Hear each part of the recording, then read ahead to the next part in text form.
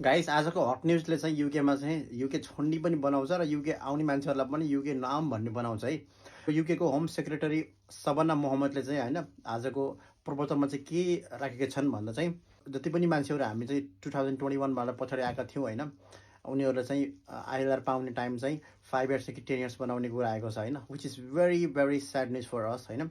अनि अर्को कुरा चाहिँ हामीले त सुनेका थियौँ यो असालम सिकरको लागि मात्रै होला यो न्युज भनेर चाहिँ होइन, जस्तो 20 इयर्स बनाउने भनेर चाहिँ यिनीहरूले यहाँको पिआर पाउनका लागि। तर चाहिँ लो स्किल भिजामा भएका मान्छेहरू जस्तै केयर भिजामा होइन, अथवा चाहिँ हामी सबैजना स्टुडेन्टहरूलाई चाहिँ यो लागु हुने भयो। यो चाहिँ एउटा प्रपोजल हो, यो लागु भएको छैन, तर चाहिँ यिनीहरूले भनेपछि गर्न चाहिँ सक्छन् है गाइस होइन।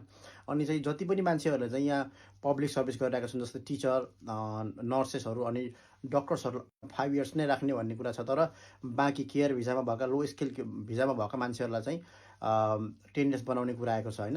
अनि अर्को कुरा चाहिँ के छ भन्दा चाहिँ जति पनि हामी एप्लिकेन्ट हुने छौँ होइन, पिआर एप्लाई गर्न आइएलआर एप्लाई गर्नको लागि, अनि हामीले चाहिँ कुनै पनि डेप्ट बाँकी भएको हुनु हुँदैन, कसैलाई पनि तिर्न, जस्तै युनिभर्सिटीलाई तिर्न बाँकी रहेको हुनु हुँदैन, अथवा कुनै पनि गभर्मेन्टलाई चाहिँ हामीले पैसा तिर्न छ भने चाहिँ त्यो हुनु हुँदैन। अनि अर्को कुरा चाहिँ कुनै पनि क्रिमिनल अफेन्स भएको हुनु हुँदैन। गभर्मेन्टमा चाहिँ हाम्रो केही क्राइम रेकर्ड छ भने पनि हामीले पिआर पाउँदैनौँ। अनि अर्को कुरा चाहिँ ए लेभल स्ट्यान्डर्ड इङ्ग्लिस हुनुपर्ने रहेछ होइन। अब सामान्य इङ्ग्लिस मात्रै बोल्दा पनि भएन कि, चाहिँ राम्रोसँग तपाईँले नेसनल इन्सुरेन्स तिरिराख्नु भएको छैन होइन, राम्रोसँग काम गर्नुभएको छैन, राम्रोसँग ट्याक्स तिर्नु भएको छैन भने पनि तपाईँले आएर पाउनुहुने छैन। त्यो कुरा पनि आजको पेपरमा आएको छ होइन। विशेष गरी हामी 2021बाट पछि आएका मान्छेहरूलाई चाहिँ एकदमै स्याड न्युज हो होइन।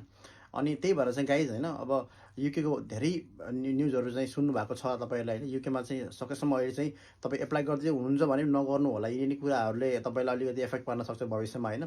अब हामी सबैजना यहाँ सेटल हुन आउने होइन, अब विशेष गरी एभ्री वान है, धेरैजना मान्छेहरू चाहिँ हामी सेटल हुने भनेर आइएको हुन्छ होइन। अब चाहिँ यस्तो यस्तो कुराले गर्दा चाहिँ टाउको चाहिँ दुख्नेवाला छ गाइज होइन।